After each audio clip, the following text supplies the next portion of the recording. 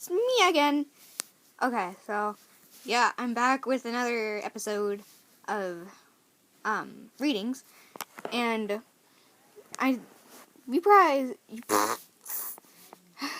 start again. So, y'all probably remember the first episode where, I read the first chapter of the Gossip File, and I wasn't going to do it until I got, a lot of views. And I should say, I have finished this book a very long time ago. Helped me get an A+. And, I don't know. So I checked back on the views, and I got 106. Wow. And I only have 5 subscribers. So, that was kind of big for me. Not very huge, but, pretty awesome. So, I just decided, let's just go ahead and do more. Although I should have started with the first one, because the first one's the better one, I should say. I think she's out with the third one, too. I don't know, but this is the second one. I think I said that in the last one, but I just want to make sure. Anyway, this has been a too long intro, so I'm going to go ahead and get started. Chapter 2. After I spent the first hour of the flight to Florida replaying the world's worst kiss over and over in my head, I finally switched to worrying about meeting my dad's girlfriend. What if she's an evil stepmother type, complete with a British accent and a nasty dog? Or what if she's a crazy Elvis impersonator? I can't deal with my dad kissing someone who has bigger sideburns than he does. Really, I don't think I can deal with my dad kissing anyone. Period. My mom's new boyfriend is my middle school principal, which is awkward at first, but at least I had an idea of the kind of person he was. Ellie is a total question mark. Oh, sorry. Dang it. I try to distract myself by thinking about all the places I can't wait to visit with Dad over the next 2 weeks. When I was little, my perfect Florida vacation involved both of my parents taking me to every possible Orlando theme park. It didn't factor in the fact that my parents would be legally separated or that I'd be flying there myself. Even though it's not the exact trip I always imagined, I'm determined to make the best of it. By the time we land, I'm so anxious and excited that my stomach feels like it's a big bowl of jelly pudding. Oops.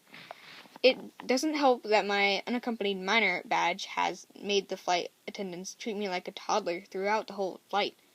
I'm starting to wonder if I'm even capable of walking out of the plane on my own, or if it's better if they put me in a stroller.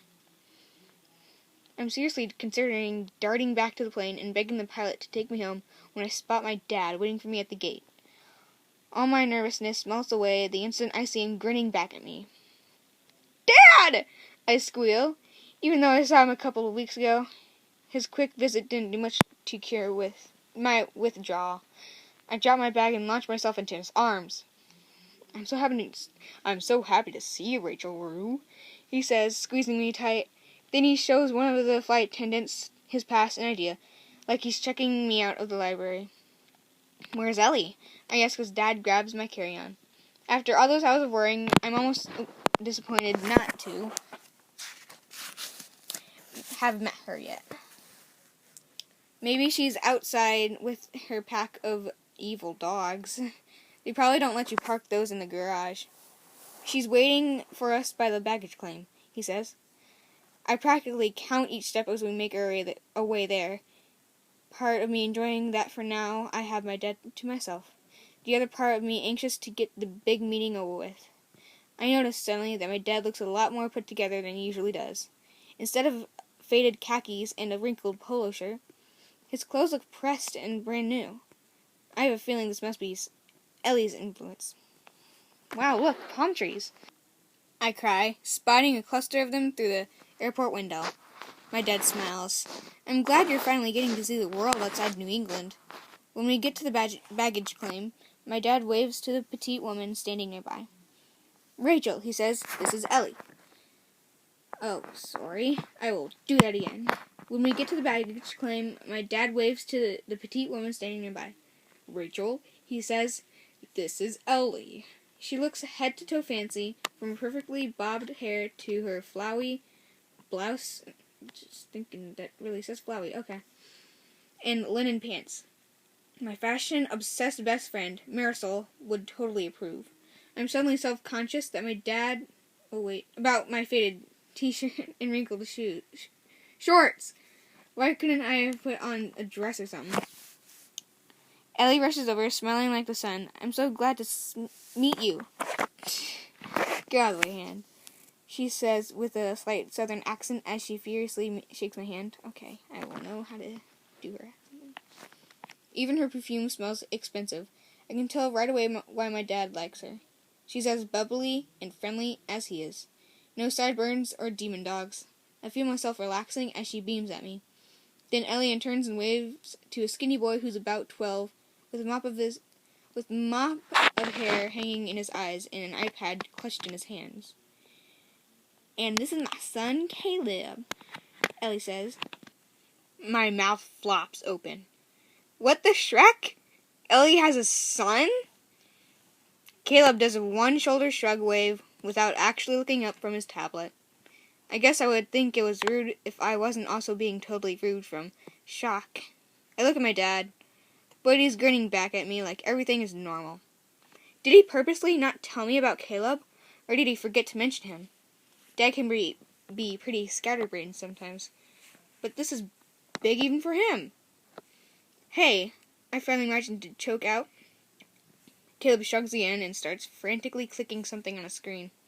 I assume he's playing a game, although I can't tell what kind.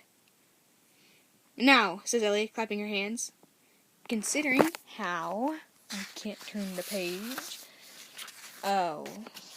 No, you didn't. Alright. Many rings she's wearing, I can't help wondering if it hurts. Let's get you all settled at my place. Your place? I say as we start walking toward the exit. I thought I was staying in my dad's apartment. Not anymore! Ellie trips over her shoulder. I told your father there was no way I'd let you sleep in that tiny box on my watch. It's not that bad. It's not that bad. Dad breaks in, but Ellie keeps going. The resort is next door to where Caleb and I live, so you'll be able to relax there while your father and I are at work. Okay, that sounded like a country ghetto accent, but I'll keep trying. Rachel, anything you want to say to Ellie? Oh, dang it. I'm not going to be able to do that, guys. I'm so sorry. Ask softly. Thank you, Ellie, I say, embarrassed that he had to pull it out of me. The thing is, I'd been hoping to finally spend some real time with my dad. How is that going to happen if I'm not even staying with him? Ellie smiles. No need to thank me. It is my pleasure. Once we get you settled in, we'll show you the resort. There are pools and tennis and courts and spas, anything you could ever need. Behind me, Caleb mutters something under his breath, not looking up from his iPad. What was that? Ellie says. Speak up, sweetheart, and get that hair out of your eyes. I said... Caleb mumbles, not touching his hair. Does anything you could ever need include a sinkhole? I stop walking. A sinkhole? As in the ground disappears and stuff falls into it? Doesn't that only happen in disaster movies? Oh, Caleb's being dramatic, Ellie says. Yes, there was an incident at the resort last year, but it was only a tiny hole, and no one was hurt. They assure us it's perfectly safe now. Business has been a little slow to pick up since then, Dad says. Still, they hired me to do scuba diving and tours for them, so it can't be that bad. I manage a weak smile as we start walking again. We've only been in Florida for a few minutes, and already this trip has been full of surprises. Surprises! Surprises! Look at that word, it says surprises. Our scuba instructor had just quit after all the bad press from the sinkhole incident, and I was looking for someone to take his place. I signed up for one of your dad's trips, and the minute I met him, Dang it. I bet that's, that one, really. Oh well, I'll just keep reading. I'll try next time. I knew he'd be perfect for the resort. I took a little while, to convince my boss to hire him. It's back again. He was worried about my lack of experience, Dad explains. But Mark finally saw what I see in your father, that he is amazing. I can't decide if I should be happy or embarrassed to hear her say things like that about my dad. It doesn't help that I have her son glaring at me from mere inches away. How can someone as bubbly as Ellie have a son so grumpy as Caleb? I try to focus on the scenery zipping past. Hotel, Waffle House, hotel. Ooh, Waffle House. But it's not much to look at. I send Evan a message telling him I've arrived in one piece. I blush as I think about the ear kiss again. Oh no. Oh no. Things are getting awkward again.